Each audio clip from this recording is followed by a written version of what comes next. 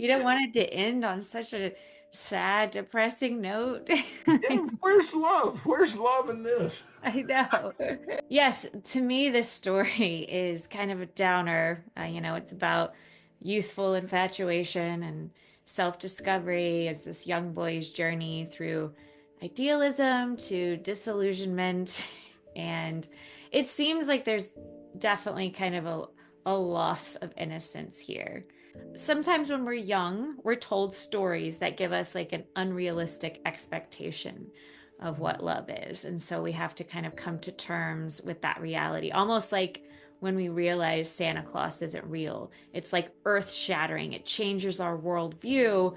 But I think that's necessary in order to embrace what is real about love. Like, I think we have to learn from that pain. I think maybe that's why they're calling it puppy love, because the first time we get drawn into the infatuation, it's the same way until we learn that people are a lot different than puppies.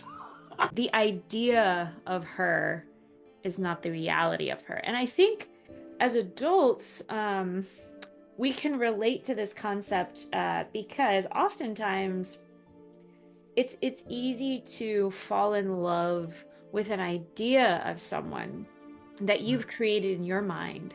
Yo, And then you get to know who they really are, and you realize that what you yeah, appreciated about them was this idea that you created. If love lasts, that's when you've gotten to know the person and you realize that, okay, they're not this ideal reality. They're not this like fantasy, but they have flaws, they make mistakes, they have problems. But then when you can still find love there, then that's what a lasting, realistic relationship is. true, real love, like actual love, demands an act of courage from a person. And I say that that courage comes when the realization that you just described, like, oh, wait a minute, you're not this idealistic in my head, you're an actual real person over there. And the courage then is to, like, well, the courage could be a lot of things, but me to you, the courage is to continue to accept you and find ways to be with the fact that you're not the fantasy that I had. Right? That's the courage to me.